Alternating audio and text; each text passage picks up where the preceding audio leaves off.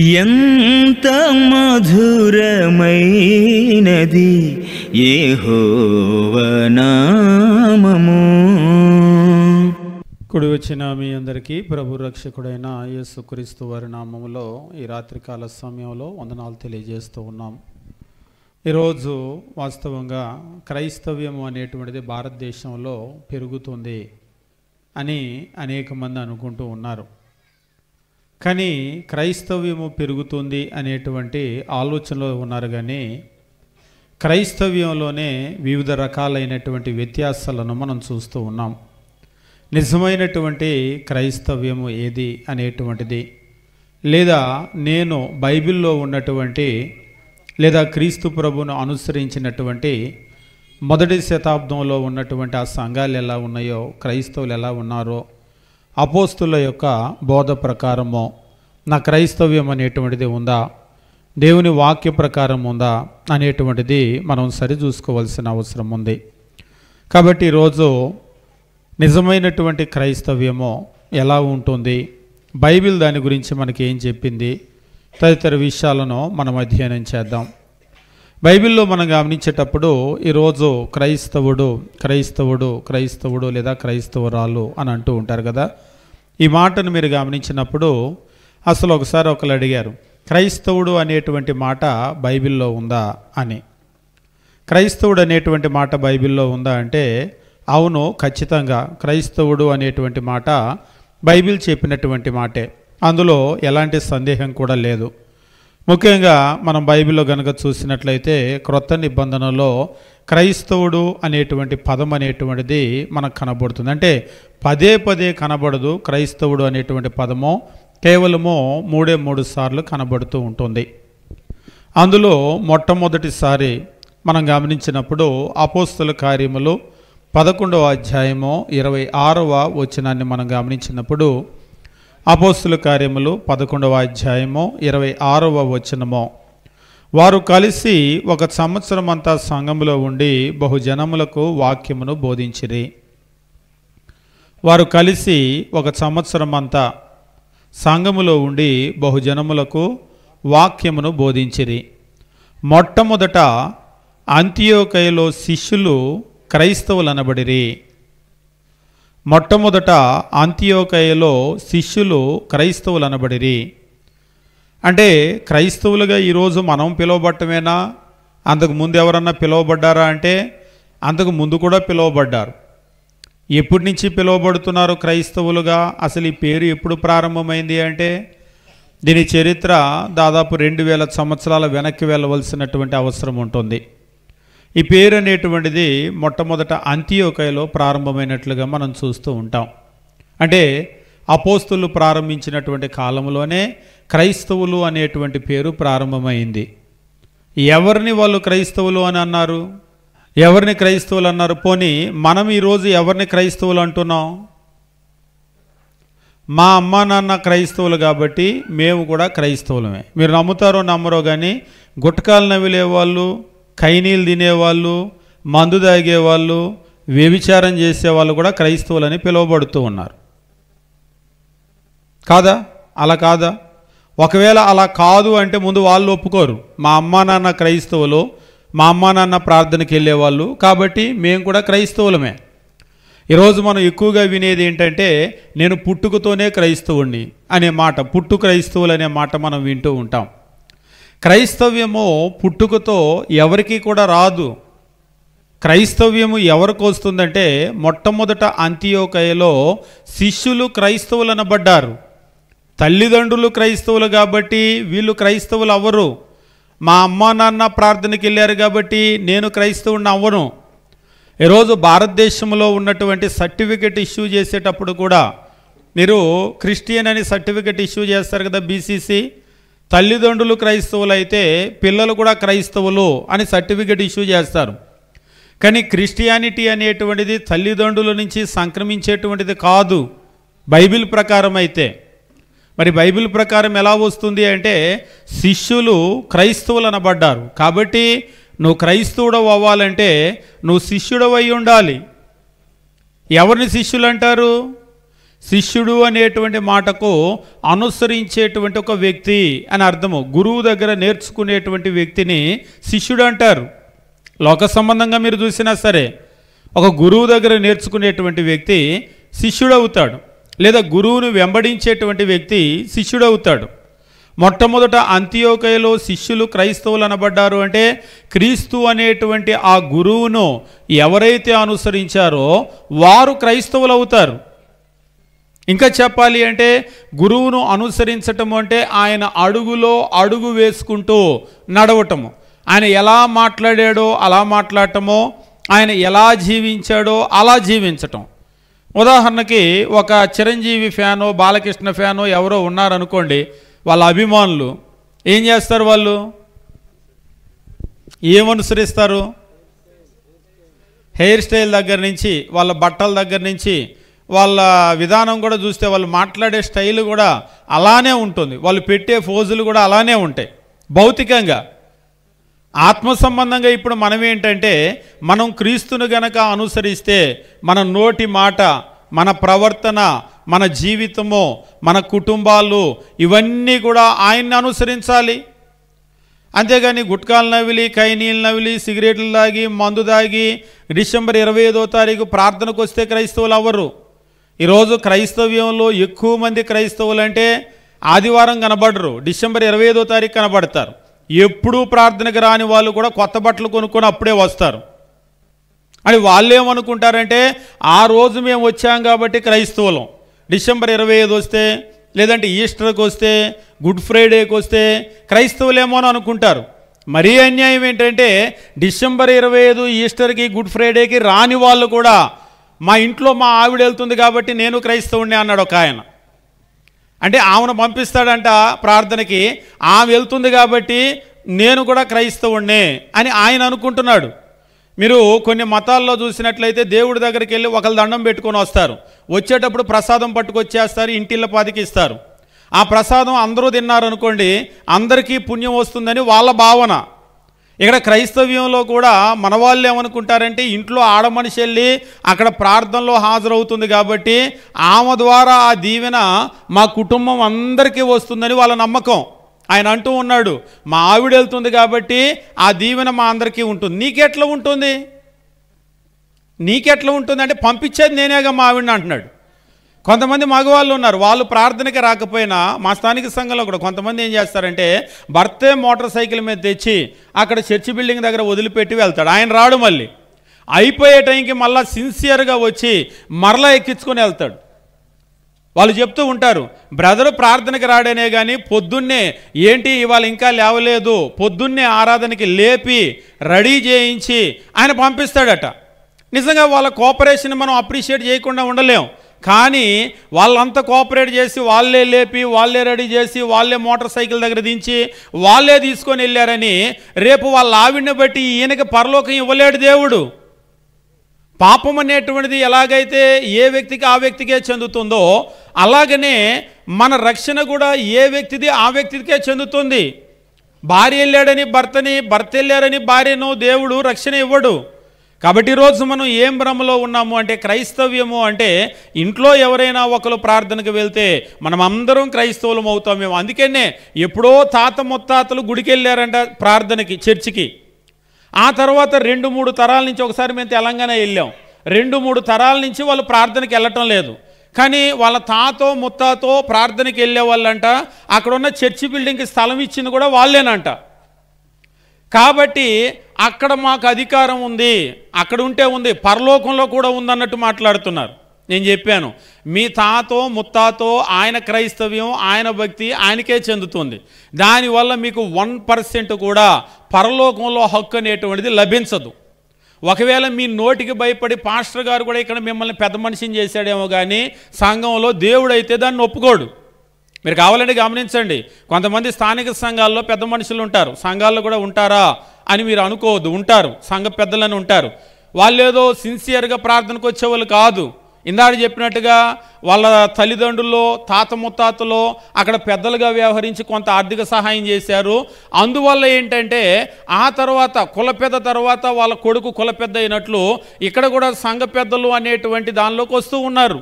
కానీ నిజమేమిటి అంటే క్రైస్తవ్యం అనేటువంటిది అలా వచ్చేది కాదు.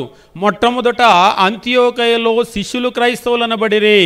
కాబట్టి ఒక వ్యక్తి ఎప్పుడైతే క్రీస్తు ప్రభువును అనుసరించేటువంటి వ్యక్తిగా ఉంటాడో, ఆయన అడుగుల్లో అడుగులు వేసుకుని ముందుకు వెళ్తాడో, ఎప్పుడైతే ఆయన దగ్గర నేర్చుకునేటువంటి వ్యక్తిగా ఉంటాడో అప్పుడు మాత్రమే వారు క్రైస్తవులు అనబడతారు.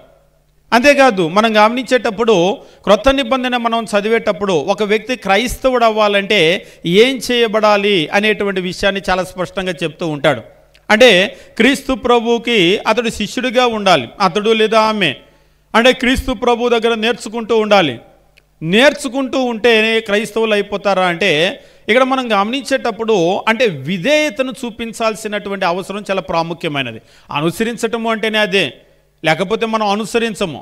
బైబిల్లో క్రొత్త నిబంధనలో ముఖ్యంగా 3 సందర్భాలలో ఈ క్రైస్తవుడు అనేటువంటి పదం అనేటువంటిది మనకు కనబడుతుంది అనేటువంటి విషయాన్ని మనం గమనించాం కదా. అపోస్తుల కార్యగ్రంథంలోనే మీరు గమనించేటప్పుడు దాదాపుగా 2 పర్యాయాలు ఈ క్రైస్తవుడు అనేటువంటి పదము ఉపయోగించబడింది. ఇక్కడ సంఘాన్ని గురించి మాట్లాడుతూ మొట్టమొదట అంత్యోకయలో శిష్యులు క్రైస్తవులు అనబడిరి అనేటువంటి మాట ఉంటుంది. ఆ తర్వాత మరలా అపోస్తుల కార్యగ్రంథంలోనే మనం గమనించేటప్పుడు 26వ అధ్యాయం మనం గమనించినప్పుడు అపోస్తులైనటువంటి పౌలు సువార్తను ప్రకటిస్తున్నటువంటి సందర్భంలో ఇక్కడ ఒక రాజు మాట్లాడుతూ ఉంటాడు. 26వ అధ్యాయం మనం గమనించినప్పుడు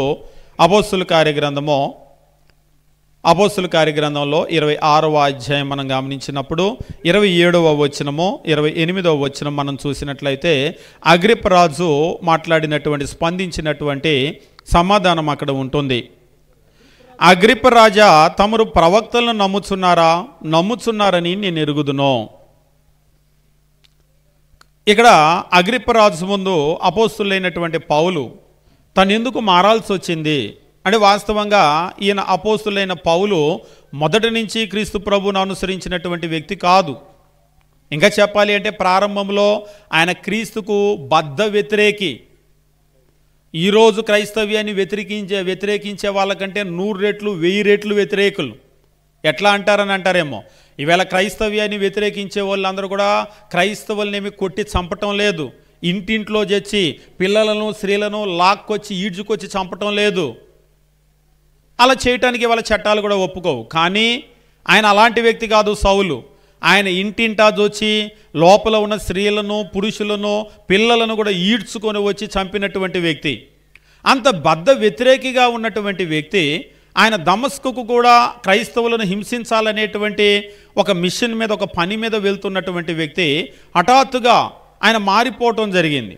ఎందుకు మారాను అనేటువంటి ఆ సందర్భాన్ని ఆయన అక్కడ వివరిస్తూ ఉన్నప్పుడు 26వ అధ్యాయంలో కనుక మీరు చూసినట్లయితే వీటన్నింటిని గురించి ఆయన స్పష్టంగా చెప్తూ ఉన్నాడు. స్పష్టంగా చెప్పి ఆయన మార్పు కలిగినటువంటి కారణం ఏమిటి అనేటువంటిది వివరిస్తూ ఉన్నప్పుడు అగ్రిప్పరాజుకు ఆ విషయాన్ని చెప్తూ ఒక మాట అడుగుతున్నాడు. 27వ వచనమో, అగ్రిప్పరాజా, తమరు ప్రవక్తలను నమ్ముతున్నారా? అంటే ప్రవక్తలు ముందుగానే దేవుని గురించి చెప్పారు, రాబోయే క్రీస్తుని గురించి చెప్పారు. ఈ విషయాలన్నీ అసలు మీరు ప్రవక్తలను నమ్ముతున్నారా నమ్మరా చెప్పండి అన్నట్లుగా మీరు నమ్ముతున్నారని నేను ఎరుగుదును అని అన్నాడు. అందుకు అగ్రిప్ప, ఇంత సులభముగా నన్ను క్రైస్తవుని చేయుచూచుచున్నావే అని పౌలుతో చెప్పెను. ఇంత సులభంగా నన్ను క్రైస్తవునిగా చేయుచూచుచున్నావే. మరలా ఇక్కడ క్రైస్తవుడు అనేటువంటి మాట అంటే అప్పటికే క్రైస్తవుడు అనేటువంటి మాట వాళ్ళకు పరిచయమైనట్లుగా మనకు కనబడుతుంది. నువ్వు నన్ను క్రైస్తవుడిగా చేయాలనుకుంటున్నావు అని అన్నాడంటే దాని అర్థం ఏంటి? ఇక్కడ చాలా విషయాలు ఉన్నాయి మనం చర్చించాల్సిన విషయాలు. ఇంత సులభంగా నన్ను క్రైస్తవునిగా నువ్వు చేయుచున్నావే అని అంటే దానికి పౌలు యొక్క స్పందన ఏంటి? చాచా, నేను అట్లా చేయాలనుకోలేదు, మీకు అట్లా అర్థమైందా అని అన్నాడా? నేను అట్లా ఏమీ ప్రయత్నం చేయటం లేదు, మీకు అట్లా అర్థమైందా అని అన్నాడా? మరి ఏమన్నాడు? ఇంత సులభంగా నన్ను క్రైస్తవునిగా చేయుచున్నావా అని అనగా ఆ తర్వాత వచనంలో చెప్తూ ఉన్నాడు చూడండి. అందుకు పౌలు సులభంగానో దుర్లభంగానో, సులభంగానా, ఇంత సులభంగానా, ఇంత ఈజీగానా అని చెప్పేసి అంటే సులభమో దుర్లభమో, కష్టమో నష్టమో, ఇంకా చెప్పాలంటే ఎంత కష్టమైనా సరే అన్నట్లుగా ఆయన చెప్తున్నాడు.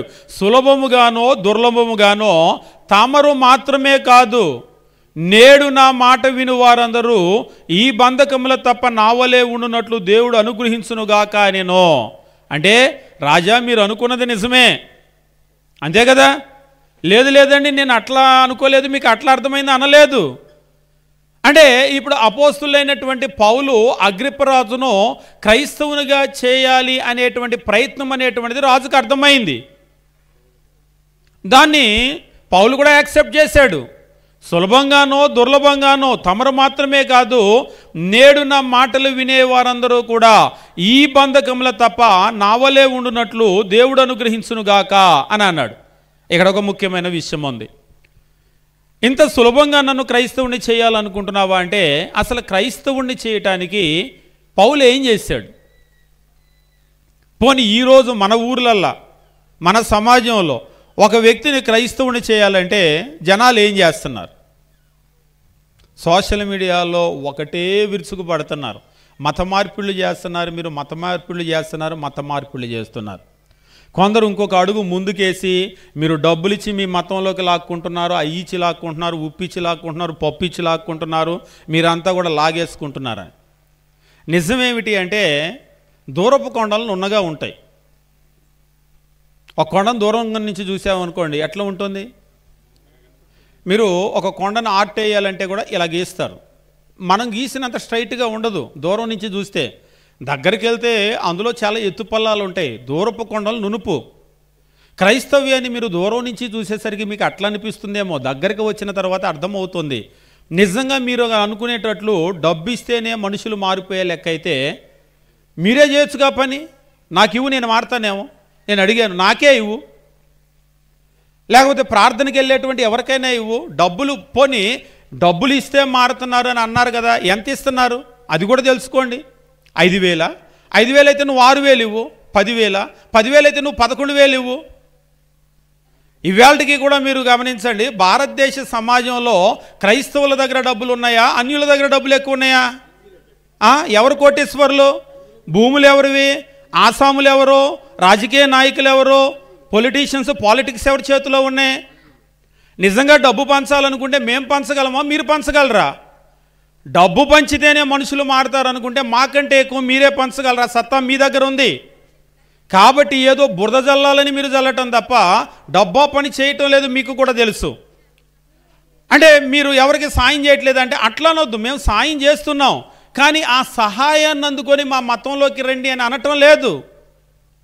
ఈరోజు మేము చూపిస్తున్నటువంటి ప్రేమను, ఆ చూపిస్తున్నటువంటి క్రీస్తు ప్రేమను వాళ్ళు చూసిన తర్వాత ఇటువంటి ప్రేమ మాకు కావాలని వాళ్ళు ఆకర్షించబడ్డారు. కానీ వాళ్ళు ఆకర్షించబడింది డబ్బు కాదు మీరు అనుకునేటట్లుగా.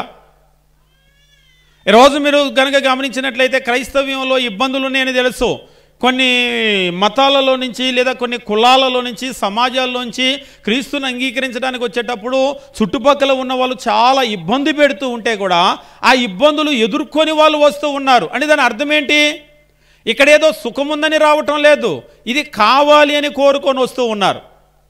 కాబట్టి క్రైస్తవునిగా చేయటానికి ఒక మనిషిని ఈరోజు కనుక మనం గమనించినట్లయితే మనుషులు రకరకాలైనటువంటి నిందలు మోపుతూ ఉన్నారు. అయితే అందులో కొన్ని వాస్తవం అనేటువంటిది ఉండవచ్చు. కొంతమంది కొన్ని గిమ్మిక్స్ చేస్తూ ఉంటారు. ఈవేళ కూడా క్రైస్తవ్యంలో మోసం జరగటం లేదని మనం అనటం లేదు. క్రైస్తవ్యంలో ఖచ్చితంగా మోసం జరుగుతుంది. క్రైస్తవ్యంలో నూనె డబ్బాలు అమ్ముకుంటున్నారు. నూనె డబ్బాలు అంటే ఇంట్లో వంట నూనె గురించి మాట్లాడట్లా నేను. ప్రేయర్ ఆయిల్ అని అంటూ ఉంటారు కదా, ప్రేయర్ ఆయిల్ అమ్ముతూ ఉన్నారు. అంటే ప్రేయర్కి ప్రత్యేకంగా ఆయిల్ ఉంటుందా అనేం కాదు, ప్రార్థన చేస్తే అది ప్రేయర్ ఆయిల్గా మారిపోతుందట. ఒకసారి మేము ప్రకాశం జిల్లా వెళ్తే ఇంట్లో ఉట్టు మీద పెట్టారు అది ప్రేయర్ ఆయిల్. అది సర్వరోగ నివారణి అంట. పారాసెటమాల్ జ్వరానికే పనిచేస్తుంది, అంతేనా? ఇప్పుడు ఏ జబ్బుకు ఆ ముందే ఉంటుంది. కానీ ఈ ప్రేయర్ ఆయిల్ మహిమ ఏంటంటే సర్వరోగ నివారణి. మీకు ఏ జబ్బు అయినా కానీ ఆయిలే, ఒకటే ఆయిల్. మనుషులకి పాపం వాళ్ళకున్నటువంటి బలహీనతలను బట్టి, దేవుని మీద ఉన్న నమ్మకాన్ని బట్టి అది కూడా ఏ ఆయిల్, నేను అది చూస్తే పారాచూట్ కంపెనీ కొబ్బరి నూనె డబ్బా తలకి పెట్టుకోవటానికి తయారు చేశాడు ఆ కంపెనీ వాడు. నిజంగా వాడికి కూడా తెలియదు వాడి ఆయిల్కి అంత మహిమ ఉందని. అది సర్వరోగ నివారణ అని ఆ కంపెనీ వాడికి కూడా తెలియదు. దాన్ని తీసుకొని వచ్చి అయ్యగారి చేతికి ఇచ్చి ప్రార్థన చేయించుకొని అది సర్వరోగ నివారణ అని వాళ్ళు అనుకుంటున్నారు. కానీ అది తయారు చేసిన కంపెనీ వాడు తలకి పెట్టుకోవడానికి దాన్ని డిజైన్ చేశాడు. వాళ్ళేమో అడ్వర్టైజ్మెంట్లు వేస్తారు, మా నూనె పెట్టుకోండి తల బాగా పెరుగుతుంది, జుట్టు నల్లగా ఉంటుందని. ఇక్కడ వీళ్ళేమి పబ్లిసిటీ మొదలు పెట్టారు? ప్రార్థన పేరట, క్రైస్తవ్యం పేరట ఇది సర్వరోగ నివారణ, మీ జబ్బులు తగ్గుతాయని. మీరు నమ్ముతారో నమ్మరో ఆ ఆయిల్ని తీసుకొని రాసుకునే వాళ్ళు ఉన్నారు ఒంటికి. ఆ ఆయిల్ ఎక్కడ నొప్పి అంటే అక్కడికి రాసుకునే వాళ్ళు ఉన్నారు. కొంతమంది రాసుకోవటం కాదు కానీ సిలువు గుర్తు వేసుకునే వాళ్ళు ఉన్నారు. అట్లయితే ఇంకా బాగా పని చేస్తుందని. ఒకసారి ఒకళ్ళు అంటున్నారు, నువ్వు ఎట్లా పడితే అట్లా రాస్తే పని చేయదు, అది సిలువ వేసుకోవాలి. అక్కడ ఏమో సీనియర్ ఆమె చెప్తుంది జూనియర్కి, ఎట్లా పడితే అట్లా రాయకూడదు, ఆ నూనె తీసుకొని నొప్పున్న దగ్గర సిలువ వేసుకోవాలంట. అప్పుడు అది ప్రభావవంతంగా పనిచేస్తుంది. కొత్త వాళ్ళు పాపం నిజమే అనుకుంటారు, సీనియర్ కదా మరి వాళ్ళని ఫాలో అవుతూ ఉంటారు. కానీ మీరు గమనించాల్సిన విషయం ఏమిటంటే క్రొత్త నిబంధనలో ఎక్కడ కొబ్బరి నూనె డబ్బాలు అమ్మలేదు. ఆలివ్ ఆయిల్ అంటాడు ఒక ఆయన, ఆలివ్ ఆయిల్ కూడా అమ్మలేదు. అసలు ఏ ఆయిల్ అమ్మలేదు ఎక్కడా కూడా. అటువంటివి ఏ అపోస్తులు కూడా చేతిలో పట్టుకొని ప్రార్థన చేసి జనాలకు పంచటాలు లేవు. ఈరోజు క్రైస్తవ్యంలో మోసం జరుగుతుంది, దాన్ని మనం ఖచ్చితంగా ఒప్పుకోవాల్సిందే. నూనె డబ్బాలు అమ్ముతున్నారు, కర్చీఫ్ గుడ్డలు అమ్ముతూ ఉన్నారు, అప్పులు ఉన్నాయా రండి, బాధలు ఉన్నాయా రండి, లేకపోతే మీకు ఏమైనా తీరని సమస్యలు ఉన్నాయా రండి అని క్రైస్తవ్యంలోకి పిలుస్తున్నారు. ఇది కాదు క్రైస్తవ్యం. ఈరోజు మీరు క్రైస్తవులుగా ఎందుకు మార్చబడ్డారో ఒకసారి రాత్రికాల సమయంలో ఆలోచన చేయండి. మా తల్లిదండ్రులు క్రైస్తవులు కాబట్టి నేను ప్రార్థనకి వెళ్ళొస్తున్నాను అంటే అది కాదు క్రైస్తవ్యం. మా తాత ముత్తాతలు వెళ్ళినటువంటి తల్లి సంఘమనో లేకపోతే మొదటి సంఘమనో నేను వెళ్తున్నాను అంటే అది కాదు క్రైస్తవ్యం. లేకపోతే నాకేదో అప్పులో బాధలో ఏదో నాకున్నటువంటి బలహీనతను బట్టి అది తీరుతుందని ఆ కోరికతో వెళ్తున్నానంటే అది కాదు క్రైస్తవ్యం. అపోస్తులైనటువంటి పౌలు అగ్రిప్పను క్రైస్తవునిగా చేయాలనుకున్నాడు. ఇదిగో ఈ కొబ్బరి నుండి డబ్బా రాసుకో రాజా, నీకున్నటువంటి రోగం పోతుంది, లేకపోతే నీ రాజ్యం రెట్టింపు అవుతుంది అని చెప్పాడా?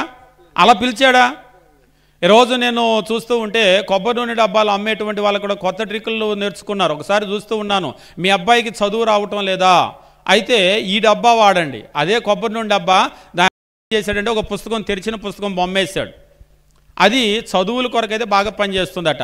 మీకు సొంత ఇల్లు లేదా, అయితే ఈ డబ్బా కొనండి, దాని మీద ఒక ఇంటి బొమ్మ వేస్తుంది, కొత్త ఇంటి బొమ్మ. పాపం ఇల్లు లేని వాళ్ళు అద్దీంట్లో ఉండే వాళ్ళు ఆశపడతారు. అంతేకాదు, ఒకవేళ మీకు కారు లేదా, ఈ ఫెసిలిటీ కూడా ఉంది. ఈఎంఐ ఫెసిలిటీలు కాదు, ఆ ప్రేయర్ ఆయిల్ తీసుకొని వెళ్ళి ప్రార్థన చేసుకొని ఆయిల్ వాడితే కారు కొనుక్కునే అవకాశం. ఎక్కడ ఎవరనే పేర్లు నేనేం చెప్పను, మీకు అందరికీ తెలిసినాయి. యూట్యూబుల్లో పుంకాలుగా వాళ్ళని గురించి వస్తూ ఉంటాయి. కానీ ఏమిటంటే నేను అప్పుడప్పుడు అనుకుంటాను, వీళ్ళకున్న తెలివితేటలు అపోస్తులకు లేవు. ఎందుకంటే నేరుగా క్రీస్తు ప్రభువుతో తిరిగినా, క్రీస్తు ప్రభువు వారికి ఆ శక్తినిచ్చినా వాళ్ళు దాన్ని ₹1 సంపాదించటం కొరకు కూడా మిస్యూజ్ చేయలేదు. ఉచితంగానే మీరు పొందారు, ఉచితంగానే చేయండి అంటే ఉచితంగానే చేశారు, కానీ దాన్ని ఎప్పుడూ వ్యాపారం చేయలేదు. కానీ క్రైస్తవ్యంలో ఈరోజు వ్యాపారం చేయబడుతుంది, దాని కొరకు ఆకర్షించబడుతూ ఉన్నారు. కానీ బైబిల్లో మనం గమనించినప్పుడు క్రైస్తవునిగా ఎవరినైనా చేయాలి అంటే ఇవన్నీ కూడా, ఈ ట్రిక్లు ఈ గిమ్మిక్లన్నీ కూడా వాళ్ళు పాటించలేరు. మరి ఎట్లా అంటే ప్యూర్ గాస్పల్, 100కి 100 ఏమీ కలిపి చెరపనటువంటి సువార్తను వాళ్ళకు ప్రకటించడం జరిగింది. అపోస్తుల కార్యగ్రంథము 26వ అధ్యాయం మనం గమనించినట్లయితే 26వ అధ్యాయం అసలు తనకి ఏం జరిగింది అనేటువంటి విషయాన్ని గురించి అపోస్తులైనటువంటి పౌలు తెలియజేస్తూ ఉంటాడు. పౌలు తెలియజేస్తూ 26వ అధ్యాయం మనం గమనించినట్లయితే పౌలును తీసుకొని వచ్చారు. 26వ అధ్యాయం 1వ వచనము, అగ్రిప్ప పౌలును చూచి నీ పక్షమును చెప్పుకొంటకు నీకు సెలవైనది అనెను. అప్పుడు పౌలు చేయి చాచి ఇలాగూ సమాధానము చెప్పసాగెను. అగ్రిప్ప రాజా, తమరు యూదుల్లో ఉండు సమస్తమైన ఆచారాలు వివాదాలు విశేషముగా ఎరిగినవారు అని చెప్తూ ఉన్నాడు.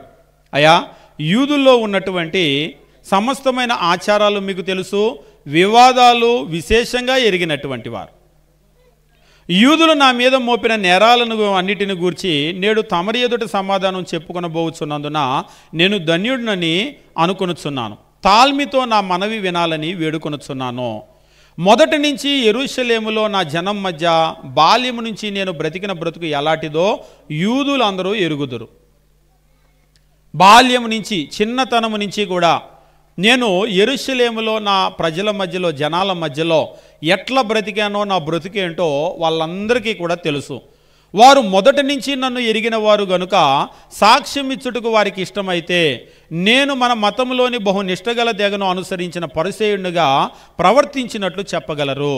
పరిసి అనేటువంటి మాట అంటే పరిసయ్యుడు అంటే తమ్మును తాము ప్రత్యేకపరుచుకున్న వాళ్ళు దేవుని కొరకు.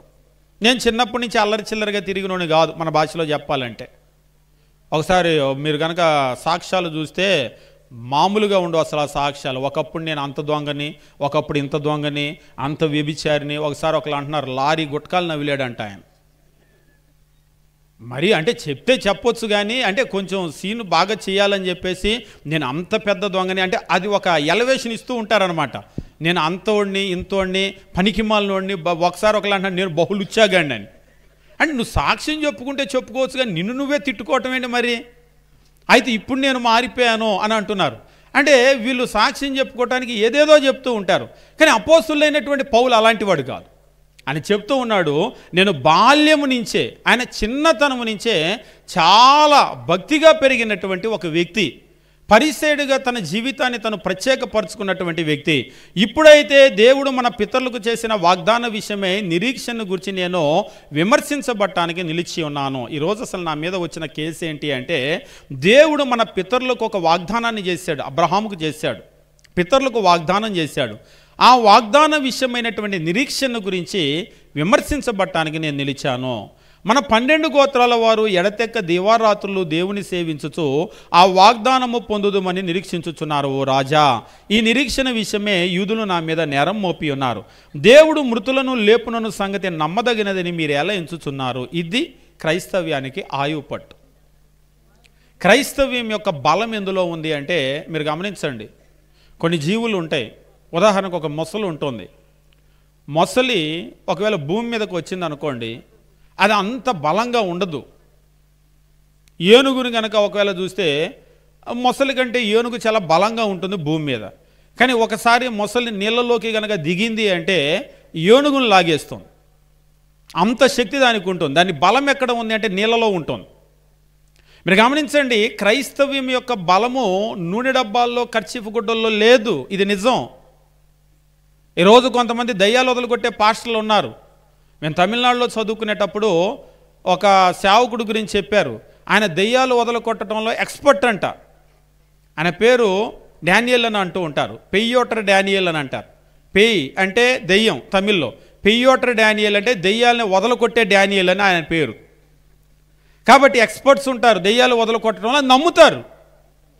లోకంలో ఎలాగైతే దెయ్యం పడితే చింతమండలు వేప మండలతో బాతారో వీళ్ళేం చేస్తారంటే వాళ్ళు చింతమండలు వేప మండలు కాదు కానీ బైబిల్ తీసుకొని బాధేస్తారు, నెత్తి మీద పెట్టి వాళ్ళు కొడుతూ ఉంటారు. నేను అప్పుడప్పుడు చెప్తాను, అలా అయితే మీకు పెద్దచ్చు బైబిల్ కావాలని. అదైతే దెబ్బ బలంగా తగిలిద్ది. చిన్న బైబిల్ కంటే పెద్ద బైబిల్ తీసుకోండి. అట్లా మ్యాన్ హ్యాండ్లింగ్ చేసేటువంటి అంటే లోకములో ఏ మూఢ నమ్మకాలు, మూఢాచారాలు అయితే ఉన్నాయో దాన్ని క్రైస్తవ్యంలో కూడా తీసుకొని వచ్చారు. ఒకసారి మేము తెలంగాణలో వెళ్తే చాలా ఆశ్చర్యకరమైన విషయం ఏంటంటే వాళ్ళు ప్రార్థనకి వెళ్తూ ఉన్నారట. ఇంట్లో ఏదో అనారోగ్యాలు వచ్చినాయి, ఆర్థికంగా కూడా ఇబ్బందులు వచ్చినాయి. ఆ సేవకుడి దగ్గరికి వెళ్తే ఆయన విషయం కనిపెట్టేశాడంట ఎందుకు ఇలా జరుగుతుందని. ఏంటంటే మీ ఇంట్లో గాలి ఉంది అని చెప్పాడంట. గాలి అంటే ఫ్యాన్ వేసుకుంటే వచ్చే గాలి కాదు అది. వాళ్ళు నిజంగా నమ్మేశారు. నమ్మేసి అది కనిపెట్టాడంటే ఈ అయ్యగారికే దాని విరుగుడు కూడా తెలుసని అయ్యగారు మరి దానికి ఏం చేయాలో మీరే చెప్పండి అంటే ప్రార్థన చేసి బూడిద ఇచ్చాడంట. ఆ బూడిద తీసుకొని వచ్చి ఇంటి చుట్టూ కనుక పోస్తే ఆ గాలి ఇంట్లోకి రాదని ఆయన చెప్పాడు. వీళ్ళు నిజంగా నమ్మి ఇంటి చుట్టూ ప్రార్థన చేసి బూడిద పోసుకున్నారు. ఇంకా లోకంలో ఉన్నదానికి దీనికి వ్యత్యాసం ఏముంది? మీరు నమ్ముతారా? క్రైస్తవ్యంలో బూడిదనిచ్చి ప్రార్థన చేసి బూడిదిచ్చేటువంటి సేవకులు ఉన్నారు, నిమ్మకాయలకి ప్రార్థన చేసే వాళ్ళు ఉన్నారు, గుమ్మడికాయలకు ప్రార్థనలు చేసే వాళ్ళు ఉన్నారు, ప్రార్థన చేయించుకొనే వాళ్ళు దిష్టితాడులు కట్టుకునేటువంటి వాళ్ళు ఉన్నారు, పిల్లలకి దిష్టి తగలకూడదని. లోకం ఏదైతే నమ్ముతుందో వీళ్ళు అదే నమ్మేటువంటి వాళ్ళు ఉన్నారు. అది కాదు క్రైస్తవ్యం. వాస్తవంగా ఇక్కడ మనం గమనించినప్పుడు క్రైస్తవ్యంలో ఈరోజు వీటన్నింటినీ కూడా ప్రకటిస్తున్నారు, కానీ క్రొత్త నిబంధన ఆ చివరి నుంచి ఈ చివరి వరకు గనక గమనించినట్లయితే ఇటువంటి వాటికి తావే లేదు. మరి క్రైస్తవ్యం యొక్క బలం ఎందులో ఉంది అంటే, క్రైస్తవ్యము ప్రకటించేది ఆ రోజుల్లో కూడా అపోస్తులు ప్రకటించింది ఏమిటి అంటే, మరణానంతరము మనిషికి జీవితం ఉంది, మరణం అనేటువంటిది ముగింపు కాదు. క్రీస్తు మరణించి సమాధిలో పెట్టబడి మూడవ రోజు ఎలాగైతే తిరిగి లేచాడో, ప్రతి మనిషి కూడా మరణించిన తర్వాత మనం లేపబడబోతున్నామో, కాబట్టి మృతుల పునరుత్థానం అనేటువంటిది జరుగుతుంది అనేది వాళ్ళు వెళ్ళి ప్రకటించారు. మరి చనిపోయిన తర్వాత నేను లేస్తే నా పరిస్థితి ఏమిటి అనేటువంటిది ప్రజలు అడిగినప్పుడు ఆ మరణానంతర జీవితాన్ని గురించి వాళ్ళు వివరించారు. కాబట్టి పరలోకము నరకము అనేటువంటి 2 స్థలాలు ఉన్నాయి. మరణించిన తర్వాత మన క్రియల చొప్పున మనకు తీర్పు జరుగుతుంది. కాబట్టి నువ్వు దేవునికి గనక లోబడినట్లయితే, సిద్ధపడినటువంటి ఒక వ్యక్తిగా గనక ఉన్నట్లయితే, నువ్వు మరణించిన తర్వాత నువ్వు దేవుని దగ్గరకు వెళ్ళే అవకాశం ఉంటుంది. ఒకవేళ నువ్వు దేవుని గురించి నువ్వు అవిధేయుడిగా ఉన్నటువంటి ఒక మనిషిగా ఉంటే, ఈ భూమి మీదకి వచ్చిన తర్వాత నా జీవితము, నా సంపాదన, నా సుఖము అనేటువంటిది కనుక నువ్వు ఆలోచన చేసి ఒక స్వార్థపరుడుగా ఉంటే, సువార్తను నువ్వు వినకపోతే, లోబడకపోతే, దేవుణ్ణి వెంబడించేటువంటి ఒక వ్యక్తిగా కనుక నువ్వు ఉండకపోతే, నరకం అనేటువంటి ఒక స్థలం ఉంది, నువ్వు అక్కడికి వెళ్తావు మరణానంతరము. కాబట్టి మృతులు లేపబడితే కదా ఇవన్నీ జరగాలి. కాబట్టి మృతులు లేపబడటము అనేటువంటిది ప్రాథమికమైన విషయము. కానీ ఈరోజు ఎంతమంది మృతుల పునరుద్ధానాన్ని గురించి ప్రకటిస్తున్నారు? ఈరోజు సువార్త ప్రకటించడం అంటే క్రీస్తు ప్రభు యొక్క మరణ సమాధి పునరుత్థాన కార్యక్రమాలు. సువార్త ప్రకటించడం అంటే వాళ్ళు అపోస్తులు అదే ప్రకటించారు. అపోస్తులైనటువంటి పౌలు కూడా అగ్రిప్పకు చెప్పినప్పుడు ఏం చెప్పాడు అంటే, కొబ్బరి నూనె డబ్బాల గురించో, కర్చీఫ్ గుడ్డల గురించో, మరొకటో మభ్యపెట్టే కార్యక్రమం ఏమీ చెప్పలేదు. ఆయన స్ట్రైట్గా పాయింట్కి వచ్చేసి చెప్తూ ఉన్నాడు, అయ్యా నేను ఎలా పెరిగాననేటువంటిది, యూదుల మధ్యలో నా జీవితం ఏంటో కావాలంటే వాళ్ళు ఉన్నారు ఇక్కడ, వాళ్ళు వచ్చి సాక్ష్యం చెప్పొచ్చు. 8వ వచనంలో అంటున్నాడు, దేవుడు మృతులను లేపునను సంగతి నమ్మదగినదని మీరు ఎలా ఎంచుచున్నారు? నజరేయుడైన యేసు నామమునకు విరోధముగా అనేక కార్యాలు చేయాలని నేను అనుకొంటిని. యెరూషలేములో నేను అలాగు చేసి తిని, నేను ప్రధాన యాజకుల వలన అధికారము పొంది పరిశుద్ధులను అనేకులను చెరసాల్లో వేసి వారిని చంపినప్పుడు సమ్మతించి తిని. పూర్వము హింసకుడును దూషకుడును అయినటువంటి నేను అని అంటాడు. స్టెఫన్ని కొట్టి చంపినప్పుడు కూడా ఈయన అక్కడ ఉన్నటువంటి వ్యక్తి అన్నమాట, ఆయన రక్తాన్ని చిందించినటువంటి వ్యక్తి. ఆయన నేరుగా చెప్తూ ఉన్నాడు, పరిశుద్ధులను అనేకులను చెరసాల్లో వేసి వారిని చంపినప్పుడు సమ్మతించినటువంటి వ్యక్తిని నేను, అందులో నేను కూడా ఉన్నాను, నా ప్రమేయం అనేటువంటిది ఉంది అని నేరుగా ఆయనే చెప్తూ ఉన్నాడు. అంత బద్ధ వ్యతిరేకిని నేను క్రైస్తవ్యానికి. అలాంటి ఒక వ్యతిరేకిని, దాన్ని పడగొట్టాలి అనుకున్నటువంటి వ్యక్తిని ఈరోజు నేను ఎలా మారిపోయాను? ఈరోజు సాక్ష్యం అంటారు కదా, సాక్ష్యం అంటే అపోస్తులైన పౌలు తను ఎలా మారాడు, ఎందుకు మారాడు అనే విషయాన్ని చాలా క్లియర్గా చెప్తూ ఉన్నాడు. నేను సమ్మతించాను, అనేక పర్యాయాలు సమాజ మందిరములన్నిటిలో వారిని దండించి వారు దేవదూషణ చేయనట్లు బలవంతము పెట్ట చూచి తిని, మరియు వారి మీద మిక్కిలి క్రోధము గలవాడనై ఇతర పట్టణాలకును వెళ్ళి వారిని హింసించుచుంటిని. ఈయన మిషనే ఇది. పొద్దున లేస్తే ఊరూరు తిరగటము, క్రైస్తవులు అన్నటువంటి వాళ్ళని పట్టుకోవటము, కొట్టటము, చంపటము. ఒక మాటలో చెప్పాలంటే భూమి మీద అసలు ఆ మతం లేకుండా చేయాలి అనుకున్న వ్యక్తి. కానీ దేవుడు గొప్పవాడు. ఎంత గొప్పవాడు అంటే, మనము ఎంత వ్యతిరేకంగా చేస్తామో వాళ్ళని పట్టుకొని వాళ్ళు ఏది పడగొట్టారో వాళ్ళ చేతే కట్టిస్తాడు. అపోస్తులైన పౌలు చుట్టుపక్కలంతా కూడా క్రైస్తవ్యాన్ని పడగొట్టాలి అనుకుంటే, మొదటి సువార్త ప్రయాణం, 2వ ప్రయాణం, 3వ ప్రయాణం, రోమా ప్రయాణంలో ప్రపంచమంతా ఆయన చేతే క్రైస్తవ్యాన్ని కట్టించాడు. ఆయన అదే చెప్తున్నాడు, నేను వెళ్ళాలనుకున్న దిశ అయితే ఇదయ్యా, నేను ఇట్లా వెళ్ళాను, కానీ నేను అట్లా వెళ్ళలేకపోయాను. ఎందుకంటే నాకంటే ఆయన బలవంతుడు, నన్ను ఆయన మార్చేశాడు. ఆ తర్వాత వచనాలు మనం గమనించినప్పుడు చెప్తూ ఉన్నాడు, అందునిమిత్తమో నేను ప్రధాన యాజకుల చేత అధికారము ఆజ్ఞ పొంది దమస్కునకు పోవచ్చుండగా, రాజా మధ్యాహ్నం మందు నా చుట్టూ నాతో కూడా వచ్చిన వారి చుట్టూ ఆకాశం నుంచి సూర్య తేజస్సు కంటే మిక్కిలి ప్రకాశమానమైన ఒక వెలుగు త్రోవలో ప్రకాశించడం చూచితిని. మేమందరము నేలన పడినప్పుడు, సౌలా సౌలా నన్నెందుకు హింసించుచున్నావు, మునికొల్లకు ఎదురుతొనుట నీకు కష్టమని హెబ్రీ భాషలో ఒక స్వరం నాతో పలుకుట వింటిని. అప్పుడు నేను ప్రభువా నువ్వెవడవని అడగగా, ప్రభు నేను నువ్వు హింసించుచున్న యేసును, నీవు నన్ను చూచి ఉన్న సంగతి గూర్చి, నేను నీకు కనబడబోయే సంగతి గూర్చి నిన్ను పరిచారకునిగా సాక్షిగా నియమించుటకై కనబడి ఉన్నాను. నువ్వు లేచి నీ పాదాలు మోపి నిలువు. నేను ఈ ప్రజల వలన అన్యజనుల వలన హాని కలగకుండా నేను కాపాడిదను. బాగా గమనించండి, వారు చీకటిలో నుండి వెలుగులోనికి, సాతాను అధికారం నుంచి దేవుని వైపు తిరిగి నాయందలి విశ్వాసము చేత పాప క్షమాపణను, పరిశుద్ధపరచబడిన వారిలో స్వాస్థ్యమును పొందునట్లు వారి కన్నులు తెరుచుటకై నేను నిన్ను వారి యొద్దకు పంపెదనని చెప్పాను. అంటే ఈయన ఏం చేయాలి? చీకటిలో ఉన్నవారు వెలుగులోనికి రావటానికి, సాతాను అధికారంలో ఉన్నవారు దేవుని వైపు తిరిగి రావటానికి, ఆయన యందు విశ్వాసము చేత పాప క్షమాపణ పొందటానికి, పరిశుద్ధపరచబడిన వారిలో స్వాస్థ్యం పొందటానికి, వారి కన్నులు తెరవటానికే నేను నిన్ను వాళ్ళ దగ్గరికి పంపిస్తాను. ఏం చేయాలి? నూనె డబ్బాలు అమ్మాలా? వాళ్ళందరికీ ఖర్చీఫ్ గుడ్డలు అమ్మాలా? లేకపోతే ఆయన గురించినటువంటి సాక్ష్యం చెప్పుకోవాలా? ఏం చేయాలి? మీరు క్రొత్త నిబంధనలో గమనించండి, అపోస్తుల కార్యాల్లో ముఖ్యంగా 2వ అధ్యాయం మొదలుకొని అనేక మంది బాప్తిసం పొందుతూ రక్షణ పొందుతూ ఉంటారు. ప్రతి రక్షణకు ముందు మీరు గనక చూసినట్లయితే ఎక్కడా నూనె డబ్బాలు ఉండవు, ఎక్కడా ఖర్చీఫ్ గుడ్డలు ఉండవు, ఎక్కడా మబ్బి పెట్టడం ఉండదు. ప్యూర్ గాస్పల్ 100% సువార్తను ప్రకటించారు. ఈరోజు ఒక వ్యక్తి క్రైస్తవుడుగా అవ్వాలి అంటే ప్రకటించవలసింది సువార్త, కలిపి చెరపనటువంటి సువార్తను ప్రకటించాలి. ఈరోజు నిజంగా మనం గమనించినప్పుడు వాక్యాన్ని కూడా వింటూ ఉంటే చెప్పేటువంటి ఒక అరగంట లేకపోతే ఒక గంట వాక్యంలో కథలు చాలా ఎక్కువగా చెప్తున్నారు. ఒకసారి ఒక ఆయన అంటున్నాడు, బాగా వాక్యం చెప్పాలంటే బాగా కథలు చదవాలంట.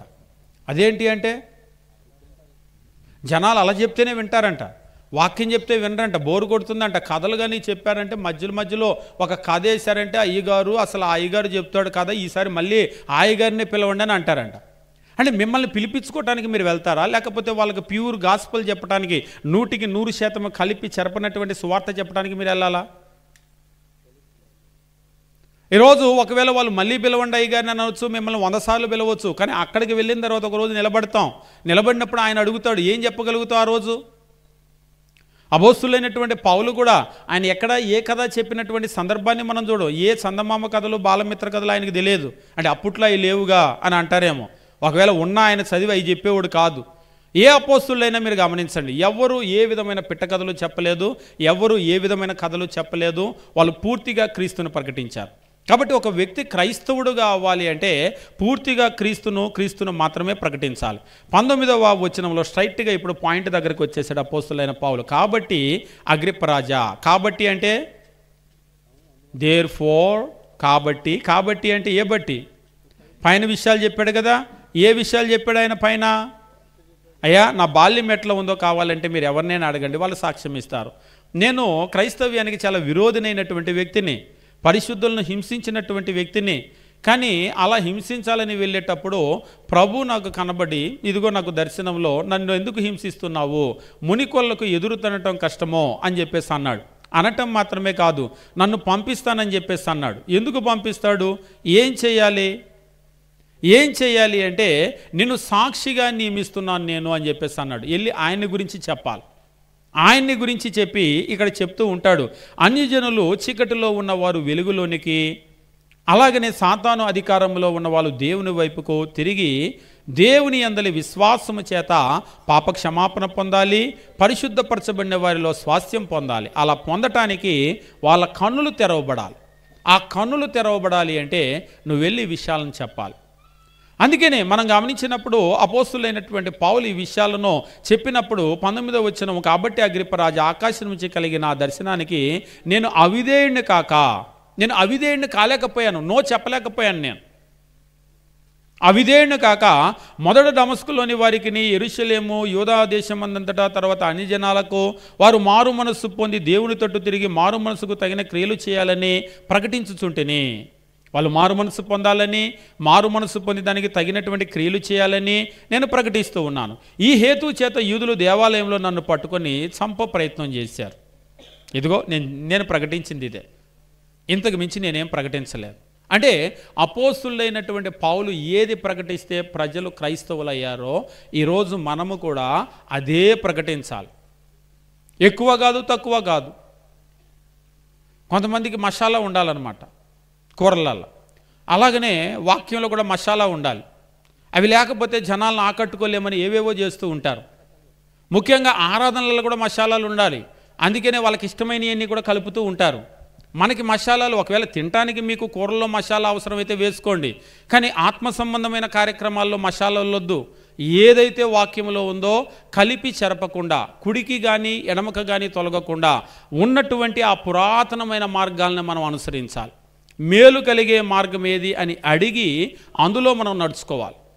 అంతేగాని నూతనమైనటువంటి మార్గాలు అంటే కొంతమంది అంటూ ఉంటారు ఇదే పురాతనమైందని. ఇదే పురాతనమైందా కాదా మీరు కాదు చెప్పాల్సింది, నేను కాదు చెప్పాల్సింది.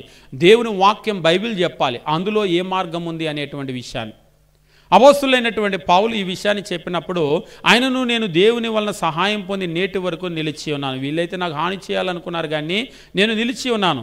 క్రీస్తు శ్రమపడి మృతులలో పునరుత్థానము పొందు వారిలో మొదటి వాడగుడు చేత ఈ ప్రజలకు అన్యజనులకు వెలుగు ప్రచురించబోవునని ప్రవక్తలు మోషే ముందుగా చెప్పినవి కాక మరి ఏమీ చెప్పక అల్పులకు గనులకు సాక్ష్యం ఇస్తూ ఉన్నాను. నేను ఎక్కడికి వెళ్ళినా ఏం చెప్తున్నానంటే క్రీస్తు శ్రమపడతాడు, ఆయన శ్రమపడి మృతుల పునరుత్థానము పొందుతాడు, ఆ పొందినటువంటి వారిలో మొదటివాడవుతాడు. ఆయన మొదటివాడైన చేత ఈ ప్రజలకు అన్యజనులకు వెలుగు ప్రచురించబోతూ ఉంది. ఉదాహరణకి ఎక్కడికైనా వెళ్తాం, మరణించినటువంటి వాళ్ళు లేస్తారు అన్నాం. ఏంటి గ్యారెంటీ? ఎవరన్నా లేచారా అని అడుగుతారు. అంటే ఎవరో లేవలేదు కానీ అలా లేస్తారండి అని అన్నారనుకోండి, ఎట్లా ఉంటుంది? ఇదిగో ఈయన లేచాడు అని ఒకరిని చూపించారనుకోండి, ఎట్లా ఉంటాం? ఆల్రెడీ ఒకరు లేచారు అని కనుక చూపిస్తే ఇంకా మనం కాదంటానికి మనకు అవకాశమే ఉండదు. మరి లేకపోతే ఈ నెల లేచాడు. అందుకనే క్రైస్తవ్యం యొక్క బలం ఎక్కడ ఉంది అంటే మృతుల పునరుత్థానం మన ప్రధానమైన బోధ.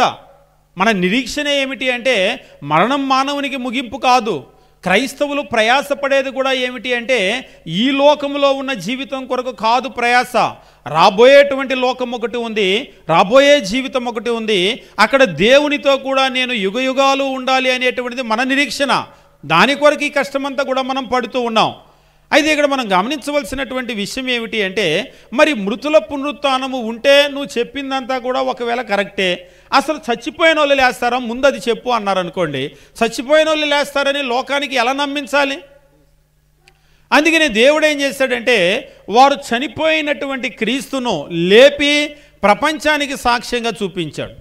క్రీస్తు ప్రభు కూడా తన్ను తాను సాక్షిగా చూపించుకున్నాడు. ఈరోజు ప్రపంచానికి క్రీస్తు ప్రభు యొక్క ఖాళీ సమాధి అనేటువంటిది తిరుగులేనటువంటి సాక్ష్యం. ఆ రోజు ఉన్నటువంటి క్రీస్తు యొక్క ప్రత్యర్థులు కూడా, శత్రువులు కూడా ఆయన తిరిగి లేవలేదు అని చెప్పలేకపోయారు. అంటే దాని అర్థం ఏంటి? ఈరోజు కూడా క్రైస్తవ్యం ప్రపంచంలో అత్యధిక మంది అనుసరిస్తున్నారు అంటే వారు ఆ రుజువును గమనిస్తూ ఉన్నారు. అంతేగాని మనమేదో ఈరోజు క్రైస్తవ్యం మారిపోయింది, ఈరోజు క్రైస్తవ్యము క్రీస్తు ప్రభు ఎలా లేచాడో నేను అలా లేవాలనే కోరికతో క్రీస్తు దగ్గరికి రావటం లేదు. క్రీస్తు ప్రభు ఎలాగైతే లేచి తండ్రి దగ్గరికి చేరుకున్నాడో నేను కూడా పరలోకానికి వెళ్ళాలన్న కోరికతో రావటం లేదు. ఇందాక చెప్పినట్లుగా మీకు అప్పులు ఉన్నాయా, రండి మీ అప్పులు తీరుతాయి. అప్పుల కొరకు క్రైస్తవ్యం. మీకు బాధలు ఉన్నాయా, రండి ప్రార్థనకి.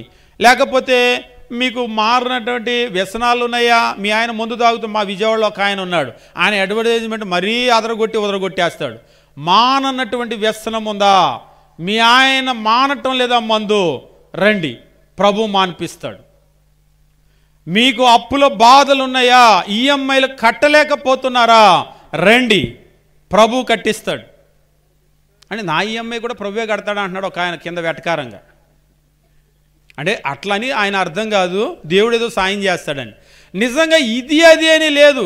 ఆ నూనె ఎలాగైతే సర్వలోక నివారినో సర్వరోగాలు నివారించినట్లుగా మా దగ్గరకి ప్రార్థనకు రండి, మీకు ఏ విధమైన సమస్య ఉన్నా కానీ అన్నింటికీ ఒకటే పరిష్కారం రండి అని.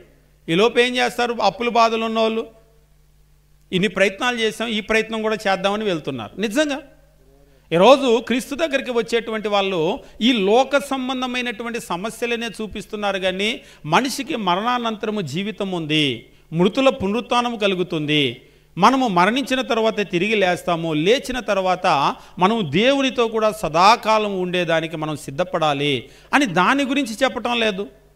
కానీ మనం బైబిల్లో గమనించినప్పుడు అపోస్తులు చేసినటువంటి ఆ బోధ, ఆ గాస్పల్ని కనుక చూసినట్లయితే కలిపి చెరపనటువంటి ఆ సువార్త నేను దాన్నే ప్రకటించాను అని చెప్పేసి అంటూ ఉన్నాడు.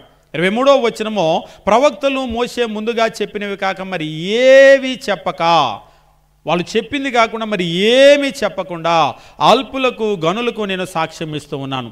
అతడు ఎలాగూ సమాధానము చెప్పుకొని చూడగా ఈ మాటలు చెప్తూ ఉంటే ఫేస్తు యొక్క రెస్పాన్స్ ఎట్లా ఉందో చూడండి. ఫేస్తు అధికారి అంటున్నాడు, పౌలా నువ్వు వెర్రివాడవు, పౌలా నువ్వు వెర్రివాడవు, you are beside yourself, you are mad అంటూ ఉంటారు కదా, you are crazy, you are mad, నువ్వు పిచ్చోడివి, పౌలా నువ్వు వెర్రోడివి, పిచ్చోడివి ఆయన అంటూ ఉన్నాడు. నువ్వు వెర్రివాడివి. ఆ వెర్రి ఎలా వచ్చిందో కూడా చెప్తున్నాడు ఆయన ఫేస్తు. పౌలా నువ్వు వెర్రివాడవు, అతి విద్య వలన నీకు వెర్రి పట్టినది. బాగా చదివి చదివి చదివి చదివి ఇదిగో ఈ పిచ్చి మాటలు మాట్లాడుతున్నావు. లోకంలో మీరు చూడండి, బాగా చదువుకున్న వాళ్ళు పిచ్చోళ్ళు అయినటువంటి కొన్ని సందర్భాలు ఉన్నాయి. మా దగ్గర కూడా ఒక ఆయన పిచ్చి, ఆయన ఇంగ్లీష్ మాట్లాడుకుంటూ తిరుగుతాడు. బాగా చదువుకున్నాడంటే పిచ్చోడయ్యాడట. అది చూసి మా వాళ్ళు అప్పుడప్పుడు చెప్తూ ఉంటారు, తల్లిదండ్రులు బాగా చదవమన్నారు అనుకో, అదిగో చదివి అట్లా తిరుగుతున్నాడా, అట్ట అయిపోతాను నేను, నన్ను ఇబ్బంది పెట్టొద్దు అంటున్నాడు అంట ఇంట్లో పిల్లోడు. ఆయన బాగా చదివి పాపం పిచ్చివాడైన మాట నిజమే. చదువు అంటే నువ్వు అంత చదువుడు చదువుతావా ఆయనలాగా అవటానికి? అంటే ఒక్కొక్కసారి ఏంటంటే అతి విద్య అనేటువంటిది మనుషులకు పిచ్చి కలగజేస్తుందేమో. ఇక్కడ పౌలు చనిపోయిన తర్వాత లేస్తారు, క్రీస్తు అనే ఒక ఆయన లేచాడు, ఆయన లేచిందే మనందరికీ కూడా సాక్ష్యము, మనమందరం కూడా లేవబోతున్నాం అనేసరికి ఈనేసరికి అసలే ఈ పౌలు బాగా చదువుకున్నాడు కదా, ఈ చదువు వల్ల ఈయన కానీ పిచ్చి పట్టిందేమో అనుకున్నాడు ఫేస్తు. అనుకొని నిండు సభలో ఆయన మాట్లాడుతూ ఉన్నాడు.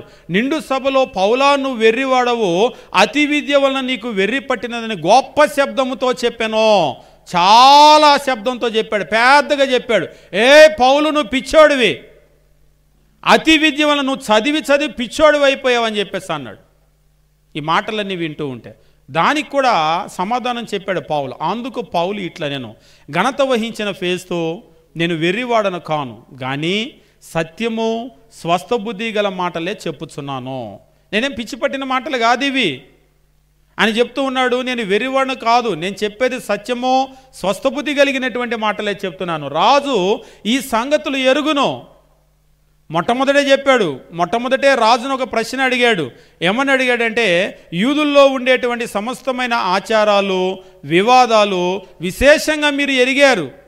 అగ్రిప్పరాజా, తమరు యూదుల్లో ఉండేటువంటి సమస్త ఆచారాలను వివాదాలను విశేషంగా ఎరిగారు, కాబట్టి నేను ధారాళంగా మీ దగ్గర చెప్తాను అని విషయాలని చెప్తున్నాడు. ఆయనకి తెలుసు, ఈ ఆచారాలన్నీ కూడా తెలుసు, యూదుల నమ్మకాలు ఏంటో తెలుసు, మోషే ఏంటో తెలుసు, ప్రవక్తలు ఏంటో తెలుసు, వాళ్ళు ఏం ప్రకటించారో తెలుసు, ఈ క్రీస్తు వచ్చిన తర్వాత ఏం జరిగిందో కూడా తెలుసు. ఎందుకంటే క్రీస్తు అదే యెరూషలేములో సిలువ వేయబడ్డాడు, ఆ తర్వాత ఆయన తిరిగి లేచాడు, యెరూషలేములో ఉన్న పట్టణస్థులందరూ కూడా కనబడ్డాడు. కాబట్టి అక్కడ అగ్రిప్పరాజుగా విషయాలన్నీ కూడా తెలుసు. ఫేస్తేమో నువ్వు వెర్రివాడవు అని చెప్పేసి అంటూ ఉంటే ఆయన అక్కడ చెప్తూ ఉన్నాడు. ఆయన ఏమంటున్నాడంటే, నేను వెర్రివాడను కాదు, నేను సత్యము స్వస్థబుద్ధి కలిగినటువంటి మాటలే చెప్పుచున్నాను. రాజు ఈ సంగతులు ఎరుగును గనక అతని ఎదుట నేను ధైర్యంగా మాట్లాడుచున్నాను. వాటిలో ఒకటియో అతనికి మరుగై ఉండలేదని రూఢిగా నమ్ముచున్నాను. నేను చెప్పిన మాటలన్నీ కూడా ఆ రాజు కొత్త ఏం కాదు. ఇదే యెరూషలేములో యేసుని సిలువేశారు, ఇదే యెరూషలేములో ఆయన తిరిగి లేచాడు. ఆయన తిరిగి లేవటం కాదు, ఊర్లో అనేక మంది కనబడ్డారు, ఊర్లో ఉన్నారు చూసిన వాళ్ళు. రాజుగా సంగతులన్నీ కూడా తెలుసు. ఇది ఒక మూలన జరిగిన కార్యం కాదు, ఆయన తిరిగి లేవటం. ఈరోజు ప్రపంచం అందరికీ కూడా యేసు యొక్క పునరుత్థానం అనేటువంటిది ప్రకటించబడుతుంది. క్రీస్తు సిలువ వేయబడ్డాడు, సమాధిలో పెట్టబడ్డాడు, 3వ రోజు తిరిగి లేచాడు. ఆయన మరణాన్ని జయించి ఎలాగైతే లేచాడో నేడు మనము కూడా మనం మరణాన్ని జయించి తిరిగి లేవాలి అనేటువంటి నిరీక్షణ, ఆ నిరీక్షణ ప్రకటించబడాలి. అందుకొరకు మనం క్రైస్తవులుగా మార్చబడాలి. అంతేగాని ఈ భూమి మీద ఉండేటువంటి తాత్కాలికమైనటువంటి బెనిఫిట్స్ కాదు. రోగాలు అనేటువంటివి వస్తూ ఉంటాయి, పోతూ ఉంటాయి. అప్పుల బాధలు కూడా వస్తూ ఉంటాయి, పోతూ ఉంటాయి. మనొక్కరికే వచ్చేటువంటివి కాదు, అన్ని మతాల్లో ఉన్నటువంటి వాళ్ళకి రోగాలు ఉన్నాయి. మనిషి అన్న తర్వాత వ్యాధులు తప్పవు కదా, శరీరం ఉన్న తర్వాత రోగాలు తప్పవు కదా. అప్పుల బాధలు అందరికీ ఉన్నటువంటిదే. కానీ మరణించిన తరువాత మనం తిరిగి లేచి ఆ తీర్పును దాటాలి అంటే క్రీస్తు ఖచ్చితంగా కావాలి.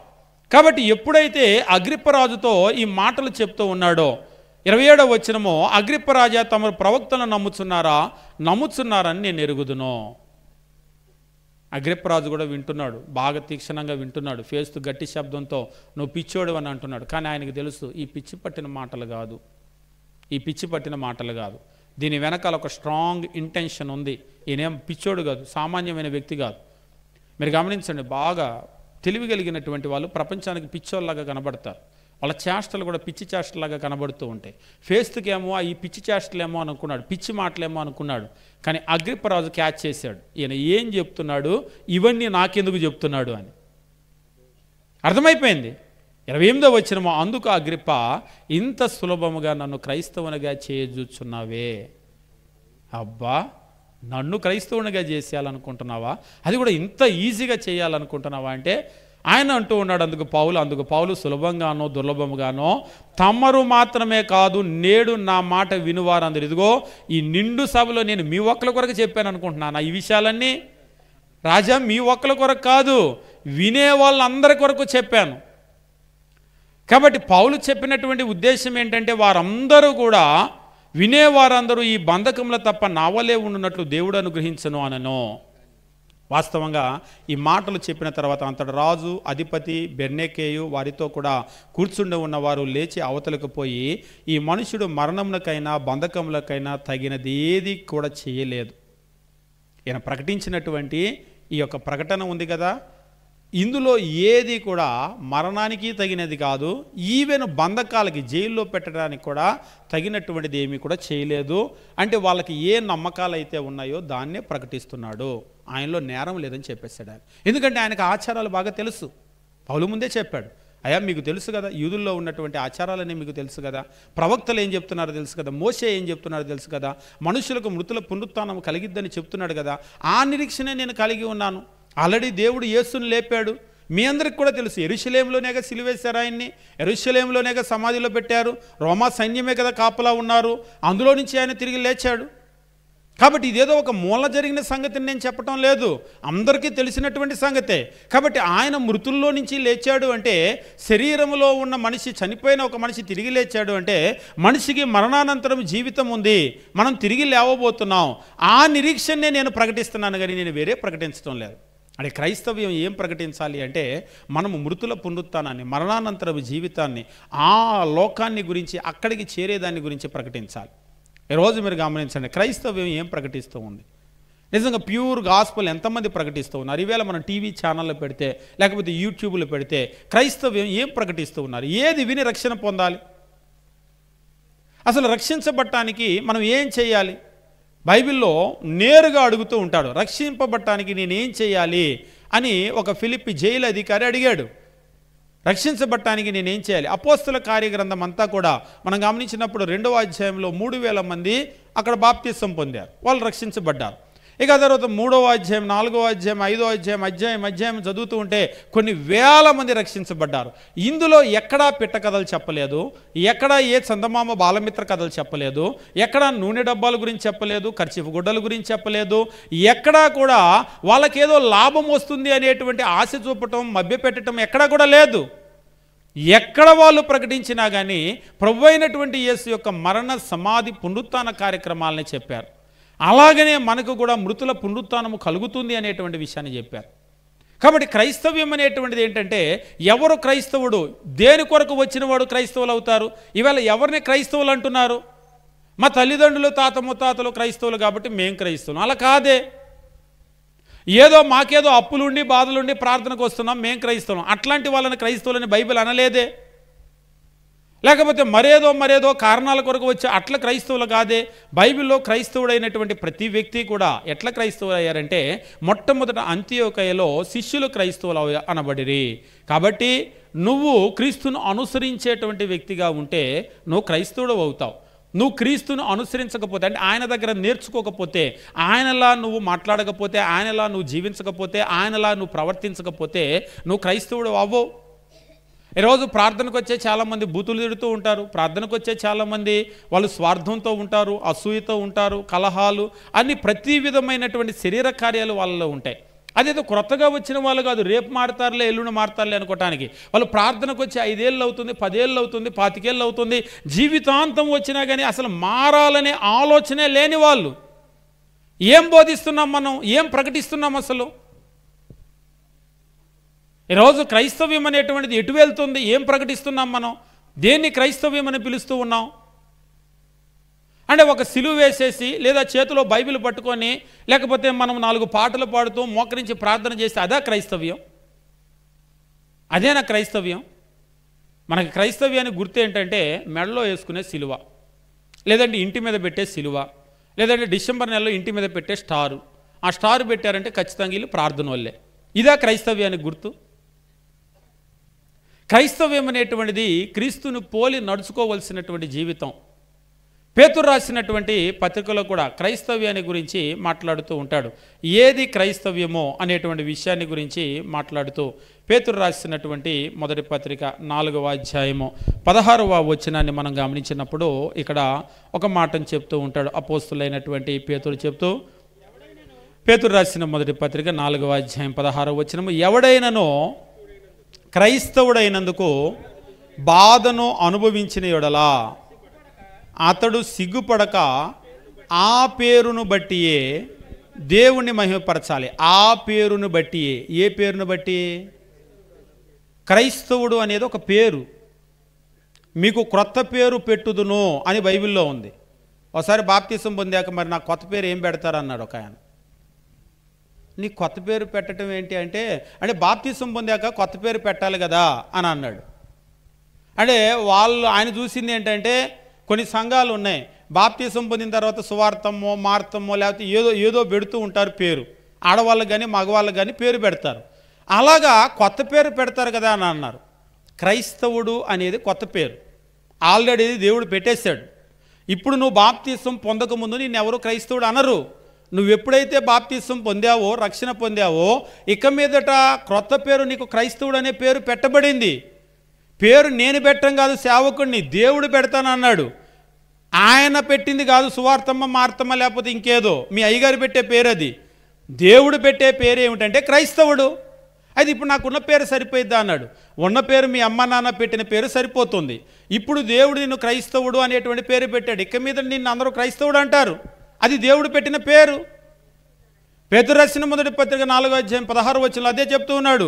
ఎవడైనా క్రైస్తవుడైనందుకు బాధ అనుభవించిన యెడల అతడు సిగ్గుపడక ఆ పేరును బట్టి దేవుని మహిమపరచాలి. మరలా ఇక్కడ క్రైస్తవుడు అని మనకు కనబడుతుంది.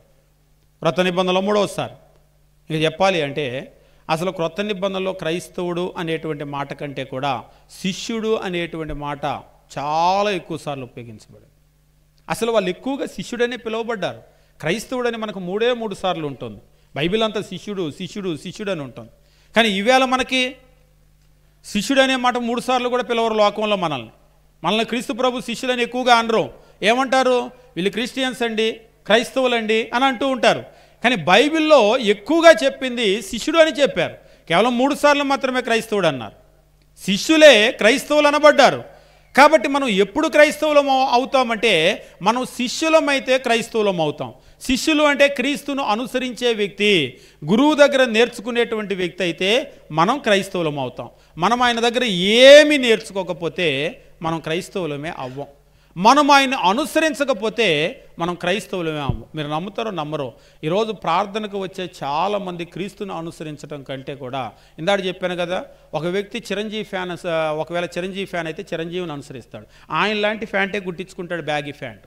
ఆయన లాంటి చొక్కానే, ఆయన లాంటి ఫోజే. ఈవెన్ క్రాఫ్కి వెళ్తే కూడా ఆయన లాంటి కటింగే. మాట్లాడితే ఫోజు పెట్టేది కూడా ఆయనలాగానే పెడుతూ ఉంటాడు. అప్పుడప్పుడు నాకు అనిపిస్తూ ఉంటుంది, క్రీస్తు ప్రభు కంటే చిరంజీవిలను బాగా ప్రభావితం చేశాడే అని. ఎందుకనో ఒక్కొక్కసారి మనల్ని ఫిలిం స్టార్స్ బాగా ప్రభావితం చేస్తున్నారు, కానీ క్రీస్తు ప్రభు మన జీవితాలను అంత ప్రభావితం చేయలేకపోతున్నాడు. ఇప్పుడు వాస్తవంగా మీరు గమనించండి, ఆయనలాగా ఫ్యాంట్ కుట్టించుకోవాలి, ఆయనలాగా ఫోజు పెట్టాలి, ఈవెన్ నా జుట్టు కూడా ఆయనలాగా ఉండాలని కోరుకుంటున్నాడు కదా, ప్రతి చిన్న విషయంలో ఆయనలాగా ఉండాలని కోరుకుంటున్నాడు కదా. మరి క్రీస్తులాగా ఉండాలని మనం ఎందుకు కోరుకోవట్లేదు? నేను నోరిప్పితే నా మాట క్రీస్తులా ఉండాలి, నా ప్రవర్తన క్రీస్తులా ఉండాలి. ఒకసారి మా టీచర్ ఒక మాట చెప్పాడు. అంటే మేము బైబిల్ కాలేజీలో చదువుకునేటువంటి రోజుల్లో ఒక చిన్న ఇన్సిడెంట్ జరిగింది, ఒక వాగ్వాదం జరిగింది మాకు సీనియర్కి. ఇద్దరం ఆఫీస్కి వెళ్ళాం. ఇద్దరు ఆఫీస్కి వెళ్ళినప్పుడు ఆయన పెద్ద ఆయన చెప్పాడు, మీ ఇద్దరికి ఒక మాట చెప్తున్నా వినండి, మీ స్థానంలో క్రీస్తు ప్రభు ఉంటే ఏం చేసేవాడు అని అన్నాడు. ఎదుటి వ్యక్తితో వాగ్వాదం ఆడేవాడా, సహోదరుని దూషించేవాడా, ఏం చేసేవాడు? నేనేం చెప్పను, మీరు అదే చేయండి. ఎందుకంటే మీరు క్రీస్తుని అనుసరించాలనుకుంటున్నారు కాబట్టి మీ స్థానంలో క్రీస్తు ఉంటే ఏం చేసేవాడో అదే చేయండి అన్నాడు. నన్ను క్షమించు అన్నాడు వెంటనే ఆయన. నన్ను కూడా క్షమించు, పొరపాటు అయింది. క్రీస్తు ఉంటే ఎలాగనగా చేసేవాడు? క్రీస్తు లేకుండా రత్నకిషోర్ ఉంటే ఇంకోలాగా ఉంటుంది. అంటే నా పేరే రత్నకిషోర్ అంటే వాస్తవంగా మనలో ఆ పాత నేను కాదు కనబడాల్సింది, క్రీస్తు కనబడాలి. మనం మాట్లాడేటప్పుడు మన మాటలో క్రీస్తు కనబడాలి, మన ప్రవర్తనలో క్రీస్తు కనబడాలి, మన జీవితంలో క్రీస్తు కనబడాలి. అది కదా నేర్పించాలి. సువార్త అంటే అది కదా. ఈరోజు ఏంటో ఎంతకాలము ప్రార్థనలకు వచ్చినా కానీ క్రీస్తు మనల్ని ప్రభావితం చేసేటట్లుగా వాళ్ళు మనకి నేర్పించలేకపోతున్నారా, మన సేవకులు చూపించలేకపోతున్నారా, లేదా వాళ్ళు నేర్పినా మనం నేర్చుకోవటం లేదా, మెకానిజం ఎక్కడ ప్రాబ్లం ఉందో అర్థం కావటం లేదు. ఈరోజు మనం క్రీస్తులా అవ్వాలని అనుకోవటం లేదు. లోకంలో ఎవరో ఉద్యోగం సంపాదించారు, గవర్నమెంట్ జాబు నాకు రావాల్సిందే. ఆ గవర్నమెంట్ జాబ్ కొరకు ప్రార్థనకు వస్తాడు, ప్రభువా నాకు ఆ జాబ్ ఇవ్వు, దేవా నాకు ఆ జాబ్ ఇవ్వు. ఎవరికో మంచి మార్కులు వచ్చినాయి, నాకు కూడా మార్కులు రావాలి, అందుకు ప్రార్థనకు వస్తాడు. ఎవరికో ఒకవేళ మంచి సంబంధం దొరికింది, నాకు కూడా మంచి సంబంధం కావాలని ప్రార్థనకు రావటం మొదలు పెడతారు. ఈరోజు నిజంగా మీరు నమ్మరు కానీ ప్రార్థనకు వచ్చేటువంటి వాళ్ళు చదువు కొరకు వస్తూ ఉంటారు, ఉద్యోగం కొరకు వస్తూ ఉంటారు, లేదంటే పెళ్లి కావట్లేదని వస్తూ ఉంటారు, లేదంటే అప్పుల బాధలు ఉన్నాయి. అంటే వీటన్నింటికి దేవుడు సహాయం చేయడని నేను చెప్పడం లేదు. ధారాళంగా ఆయన చేయగలిగినటువంటి సామర్థ్యం ఆయనకు ఉంది. ఆయన అన్ని విషయాల్లో సహాయం చేస్తాడు. కానీ మనం రావాల్సింది అందుకొరకు కాదు. మనం రావాల్సింది ఎందుకొరకు అంటే మరణానంతర జీవితం ఒకటి ఉంది, దాని కొరకు మనం క్రీస్తు ప్రభు దగ్గరికి రావాలి. కాబట్టి ఎవరు క్రైస్తవులు అంటే మొట్టమొదట అంతియోకయలో శిష్యులు క్రైస్తవులు అనబడిరి. కాబట్టి మనం శిష్యుడిగా ఉంటే క్రీస్తు ప్రభువుని అనుసరిస్తే 100కి 100 పాలు ఏ సందర్భంలో అయినా సరే ఇక్కడ క్రీస్తు గనక ఉంటే ఏం చేస్తాడు అని ప్రశ్న వేసుకొని మనం అదే చేయాలి. ఈ సందర్భంలో క్రీస్తు ఉంటే ఎలాంటి నిర్ణయం తీసుకుంటాడో అలాంటి నిర్ణయమే మనం తీసుకోవాలి. ఒకసారి సాయంత్రం పూట ఎప్పుడైనా ఆలోచన చేయండి, టీవీ ఆన్ చేసే ముందు, సీరియల్ చూసే ముందు, డైలీ సీరియల్ చూసే ముందు ఇక్కడ గనక క్రీస్తు ప్రభు ఉంటే ఏం చేస్తాడని ఆలోచన చేయండి. ఎవరైనా డైలీ సీరియల్ చూడగలరా? మీలో ఎవరు చూసేవాళ్ళు లేరు అనుకుంటే ఎవరు మాట్లాడట్లేదు. కొన్ని ఊర్లలో చూస్తారు, ప్రార్థనలకు వచ్చేవాళ్ళు కూడా సీరియల్ చూస్తారు. ఇక్కడ అస్సలు ఎవరు చూడరు. చూడకపోతే మంచిది, ఎందుకంటే క్రీస్తు ప్రభు కూడా అలాగనే చేస్తాడు. ఆయన సీరియల్ చూసేవాడు కాదు. ఆయన ఏం చేసేవాడు అంటే సాయంత్రం ఒకవేళ ఖాళీ కనుక దొరికితే చక్కగా ప్రార్థన చేసుకునేవాడు, దేవుని వాక్యాన్ని ధ్యానించేవాడు, నలుగురికి వెళ్ళి సువార్త చెప్పేవాడు, నలుగురికి వెళ్ళి మేలు చేసేవాడు, అందులో తన సమయాన్ని గడిపేవాడు. కానీ మనమైతే ఎందులో గడుపుతాం? ఒక టీవీ చూస్తాం, సినిమాలు చూస్తాం, సీరియల్ చూస్తాం, పక్కల వాళ్ళతో అప్పుడప్పుడు తగాదా ఆడేటప్పుడు కూడా చాలాసేపు తగాదా ఆడతాం. చాలాసేపు ఇంట్లో వాళ్ళు లాగుతూ ఉంటారు, రా అని. ఏంటి వచ్చేది, నువ్వు పో, వాళ్ళ సంగతి తేల్చి కానీ నేను రాని ఇవాళ అదో ఇదో తేలిపోవాలని అంటాం. నిజంగా క్రీస్తు ప్రభు ఉంటే అలాగనే తేల్చేస్తాడు ఆ రోజుకి? నేను ఒకసారి అడిగాను, అదో ఇదో తేలిపోవాలన్నావు, క్రీస్తు ప్రభు ఉంటే అలాగనే తేల్చేస్తాడు ఆ రోజుకి? ఏం చేస్తుంటాడు? ఎందుకనో చాలా సందర్భాల్లో మనం క్రైస్తవులమని అంటూ ఉంటాం కానీ మనం క్రీస్తును వెంబడించే వ్యక్తులు కాదు. ఇంకా చెప్పాలంటే లోకంలో ఒక సగటు మనిషి బ్రతుకు ఎట్లా ఉందో అంతకంటే మనం ఏ మాత్రం తక్కువగా లేం, అలాగనే ఉన్నాం. ఇంకా చెప్పాలంటే వాళ్ళని పోటీపడి వాళ్ళని మించుతూ ఉన్నాం. ఇంకా వాళ్ళకి దేవుని కృప లేదు, నాకు ఉందండి అంటున్నాడు ఒక ఆయన. ఎందులో? డబ్బు సంపాదించుకోవటంలోనా, లేకపోతే పోట్లాడటంలోనా, టీవీ చూడటంలోనా? ఎందులో? నీకు దేవుని సహాయం ఎందులో ఉంది? కాబట్టి ఈరోజు మనం గమనించవలసిన విషయం ఏమిటంటే నిజమైనటువంటి క్రైస్తవ్యాన్ని అపోస్తులు వాళ్ళు ప్రకటించారు, అదే వాళ్ళకు ప్రజలకు వాళ్ళు పరిచయం చేశారు. ఈరోజు మనం కూడా నిజమైనటువంటి క్రైస్తవ్యం ఏమిటి అనేటువంటిది మనం బైబిల్లో ఉన్నటువంటి వాక్యాన్ని చదువుకోవాలి. అంతేగాని చివరిగా ఒక వచనాన్ని నేను చెప్పి నేను ముగించడానికి ప్రయత్నం చేస్తాను. అదేంటంటే కొరింథీయులకు రాసినటువంటి మొదటి పత్రిక మనం గమనించేటప్పుడు 15వ అధ్యాయంలో అపోస్తులైనటువంటి పౌలు అక్కడ కూడా కొంతమంది తప్పైనటువంటి ఆలోచనలతోటి క్రైస్తవ్యం వైపుకు చూస్తూ ఉంటే వాళ్ళకు ఒక కఠినమైనటువంటి హెచ్చరిక ఆయన తెలియజేశాడు. కొరింథీయులకు రాసినటువంటి మొదటి పత్రిక మనం గమనించేటప్పుడు 15వ అధ్యాయమో మనం చూసినట్లయితే దేవుని వాక్యం ఈ రీతిగా తెలియజేస్తూ ఉంటాడు.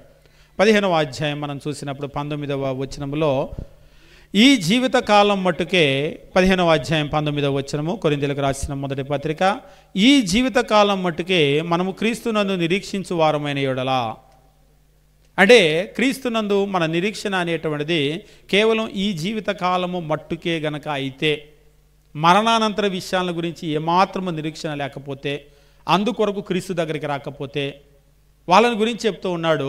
ఈ జీవిత కాలం మట్టుకే మనము క్రీస్తునందు నిరీక్షించు వారమైన యెడల మనుష్యులందరికంటే దౌర్భాగ్యులమై ఉందుము. ఇక్కడ ఒక విషయం చెప్తాను నేను. దేవుని దగ్గరికి వచ్చి ప్రార్థనకి వచ్చి క్రీస్తును నమ్ముకొని ఒక మనిషి దౌర్భాగ్యుడు అవ్వగలడా అని అంటే ద ఆన్సర్ ఈజ్ ఎస్. ఒకవేళ నువ్వు క్రీస్తును ఈ జీవిత కాలం మట్టుకే నిరీక్షిస్తే దౌర్భాగ్యుడు కాదు, అందరికంటే ర్యాంక్ 1 దౌర్భాగ్యుడు నువ్వే అవుతావు, మనుష్యులందరికంటే. అంటే మనము క్రీస్తును ఎందుకు నమ్ముకోవాలి అనే దాని మీద మన దీవెన ఆధారపడి ఉంది. నువ్వు గనక తప్పైనటువంటి కారణంతో క్రీస్తుని నమ్మితే, ఒకవేళ నువ్వు తప్పైనటువంటి కోరికలతో క్రీస్తు దగ్గరికి గనక వస్తే నువ్వు మనుష్యులందరికంటే దౌర్భాగ్యుడిగా ఉంటావు. అట్లయితే ఈరోజు చాలామంది దౌర్భాగ్యులు ఉన్నారు కదా అన్నాడు ఒక ఆయన. మేబీ ఉండొచ్చు, చాలామంది ఉండొచ్చు. వాళ్ళకి మనమేం తీర్పు తీర్చలేం. వాళ్ళు ఎందుకు వచ్చారని వాళ్ళకి తెలుసు, మనం ఎందుకు వచ్చామో మనకు తెలుసు.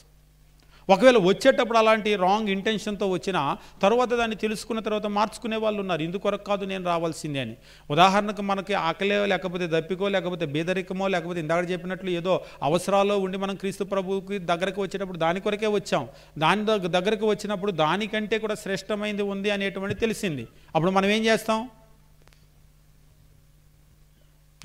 ఎప్పుడు కూడా మనిషి ఏం చేస్తాడు? మీరేదో ఒక 100 రూపాయలు 1000 రూపాయలు సంపాదించుకుందాం కదా అని చెప్పేసి వెళ్ళారు. పొద్దున్న నుంచి సాయంత్రం వరకు మీరు ఒక్కోసారి కొన్ని దేశాలకు కొంతమంది వెళ్తారు, ఏదో ఒక ఉద్యోగం కొరకు వెళ్తారు. వెళ్ళినప్పుడు ఏమవుతుందంటే ఆ ఉద్యోగానికి 10,000 జీతం అనుకోండి, పక్కన ఇంకో ఉద్యోగం ఉంది, అదే టైమింగ్స్ ఉదయం నుంచి సాయంత్రం చేస్తే అక్కడే 20,000 రూపాయలు ఇస్తా అంటారు. లేదు నేను ఇండియాలో బయలుదేరి వచ్చినప్పుడు 10,000 ఈ ఉద్యోగం కొరకే వచ్చా, నాకు ఇదే ఇవ్వంటాడా? అనరు. వెంటనే ఏమవుతాడు? ఎప్పుడైతే బెటర్ ఆపర్చునిటీ వచ్చిందో వెంటనే ఇందులో నుంచి అవకాశం ఉంటే అందులోకి వెళ్ళిపోతారు. మనిషి ఎప్పుడు అంతే కదా. నువ్వు వచ్చేటప్పుడు ఏ రోగమనో, రొప్పనో, వ్యాధనో, బాధనో, అప్పనో లేకపోతే వీటి కొరకు వచ్చావు. కానీ ఇదంతా కూడా నా 70-80 సంవత్సరాల జీవితానికే, కానీ మరణానంతర జీవితానికి కూడా కావాల్సిన దీవెనిస్తున్నాడు అనే ఒక బెటర్ ఆపర్చునిటీని కనబడిందో వెంటనే వాక్యాన్ని నేర్చుకున్న తర్వాత ఏమవుతారంటే వాళ్ళు దాని కొరకు నిరీక్షించడం మొదలు పెడతారు, దాని కొరకు ప్రయాసపడటం మొదలు పెడతారు. ఒకవేళ అది తెలియకపోతే నీకున్న అర్హతకి 20,000 రూపాయలు వచ్చే ఉద్యోగం కూడా నీకు అవకాశం ఉందనే తెలియకపోతే ఈ 10,000లోనే ఉంటాడు. అంతే కదా. అంటే మనం తెలుసుకోవటంలో ఉంది. మనకి కూడా కొంతమందికి కేవలం క్రీస్తుని భౌతిక సంబంధమైన జీవితం కొరకే పరిచయం చేస్తున్నారు. ముఖ్యంగా భారతదేశంలో సువార్త అనేటువంటి పేరట ఆద్యంతం కూడా ఏం కొనసాగుతుంది అంటే మనకు మరణానంతర జీవితాన్ని గురించి ఎక్కువగా పరిచయం చేయటం లేదు. కానీ బైబిల్లో మీరు గమనించేటప్పుడు చాలా విషయాలు మనం నేర్చుకోవాల్సినవి ఉన్నాయి. ఈరోజు మీరు క్రైస్తవ్యాన్ని గురించి చూస్తే అసలు దాన్ని మొదలే రాంగ్గా మొదలు పెట్టిస్తున్నారు, దాని కొనసాగింపే రాంగ్గా ఉంటుంది. ఇంకా చెప్పాలంటే దాని ముగింపు కూడా అలాగనే ఉంటుంది. ఇంకొక విషయం, ముఖ్యమైన విషయం ఏమిటి అంటే మానవుని యొక్క రక్షణకు సంఘానికి ఒక వీడనటువంటి ముడనేటువంటిది ఉంది. అపోస్తుల కార్యాలు 2వ అధ్యాయము 47వ వచనము చదువుకుందాం. ఇంటికి వెళ్ళిన తర్వాత మీరు దాని గురించిన అధ్యయనం చేయండి. అపోస్తుల కార్యములు 2వ అధ్యాయము 47వ వచనము. ఆనందముతోనూ నిష్కపటమైన హృదయముతోనూ ఆహారం పుచ్చుకొనుచుండిరి, మరియు ప్రభు రక్షణ పొందుచున్న వారిని అనుదినము వారితో చేర్చుచుండెను. వారితో అన్నటువంటి దగ్గర the lord added to the church daily those who are being saved. The lord added to the church. ప్రభు రక్షణ పొందుచున్న వారిని సంఘములో చేరుస్తూ ఉన్నాడు. మీరు ఇంటికి వెళ్ళిన తర్వాత ఆలోచన చేయండి. సంఘము అనే ఒక దాని గురించి బైబిల్ మాట్లాడుతున్నాడు కదా, రక్షణ పొందేటువంటి వారిని సంఘంలో చేరుస్తున్నాడు అని అంటున్నాడు కదా. అపోస్తుల కార్యాలు 2వ అధ్యాయంలో చెప్పినటువంటి ఆ సంఘం ఏమిటి? అసలు బైబిల్లో ఉన్న సంఘం ఏమిటి? ఏది బైబిల్లో ఉన్న సంఘమో, రక్షణ పొందిన వారు ఎక్కడ చేర్చబడుతున్నారు అనేటువంటి విషయాన్ని ఒక చిన్న అధ్యయనం మీరు చేయండి. చేసిన తర్వాత చాలా విషయాలు, ఎందుకంటే ఈరోజు బైబిల్కి సుదూరమైనటువంటి ఆచారాలు, పారంపర్యాలు క్రైస్తవ్యంలో చాలా ఉన్నాయి, బోధలు చాలా ఉన్నాయి. ఇదే క్రైస్తవ్యమేమో అని వెళ్ళేటువంటి పరిస్థితి అనేటువంటిది ఉంది. కాబట్టి మనము మరలా దేవుని వాక్యం దగ్గరికి వెనక్కి రావాల్సిన పరిస్థితి ఉంది. కలిపి చెరపనటువంటి సువార్త, కుడికి కానీ ఎడమకు కానీ తొలగనటువంటి దేవుని వాక్యం మనందరికి కూడా కావాలి. అలా ఉన్నప్పుడు మాత్రమే మనం దీవించబడతాం. కాబట్టి రాత్రికాల సమయంలో నిజమైన క్రైస్తవ్యం ఏమిటి అనేటువంటిది మీరు గమనించండి. క్రైస్తవులు అని పిలువబడిన వారు బైబిల్లో ఎలా పిలువబడ్డారు, దేన్ని వాళ్ళు చేయటం ద్వారా క్రైస్తవులు అయ్యారు, ఏది వాళ్ళు విన్నారు, దేనికి వాళ్ళు లోబడ్డారు అనేటువంటి విషయాలను మీరు గమనించండి. ఈరోజు క్రైస్తవ్యం పేరట ఏం జరుగుతుంది అనేటువంటి గమనించండి. ముఖ్యంగా రక్షణ పొందినటువంటి వారిని ప్రభు ఎక్కడ చేరుస్తున్నాడు, ఏ సంఘంలో చేరుస్తున్నాడు, బైబిల్లో ఉన్నటువంటి సంఘం ఏమిటి అనేటువంటి దాన్ని మీరు గమనించండి. ఒకవేళ నేను రక్షణ పొందితే ఎక్కడ చేర్చబడాలి, ప్రభు అక్కడే కదా చేరుస్తాడు, నేను అక్కడ ఉన్నానా లేదా అనేటువంటి విషయాలను మీరు గమనించండి.